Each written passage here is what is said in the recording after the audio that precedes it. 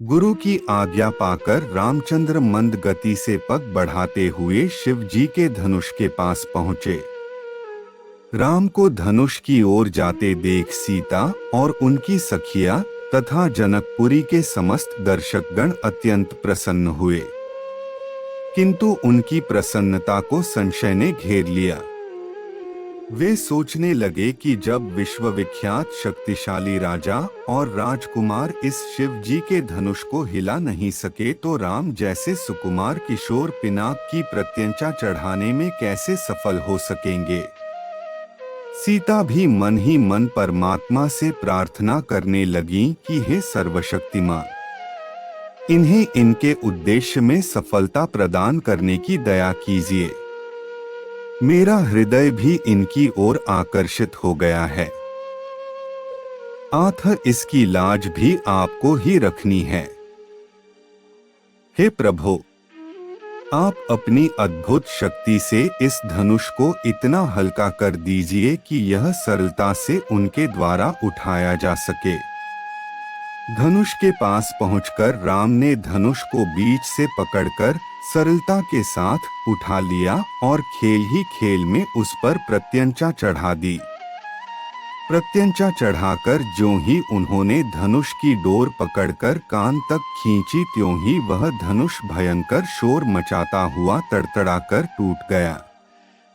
उस नाद से अधिकांश दर्शक मूर्छित होकर भूमि पर गिर पड़े। सिर्फ विश्वामित्र, राजा जनक, राम, लक्ष्मण आदि कुछ ही ऐसे लोग थे जिन पर इस भयंकर स्थिति का कोई प्रभाव नहीं पड़ा।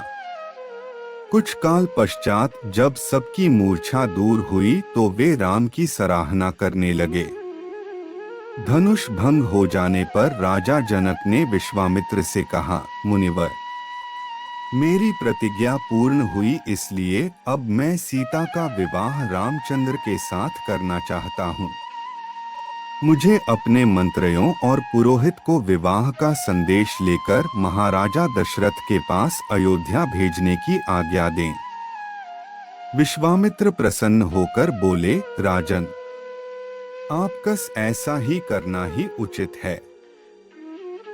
अपने मंत्रियों को यह भी आदेश दे दें कि वे राजा दशरथ को संदेश दे दें कि दोनों राजकुमार कुशल पूर्वक यहाँ पहुँच गए हैं। विश्वामित्र के वचनों से संतुष्ट होकर मिथिलापति जनक ने सीता को बुलवाया।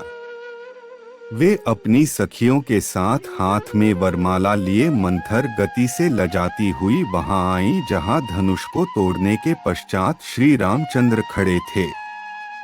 सखियों ने मंगल गान प्रारंभ किया और लज्जा, संकोच एवं हर्ष के भावों से परिपूर्ण सीता जी ने धीरे से श्री राम के गले में वरमाला डाल दी।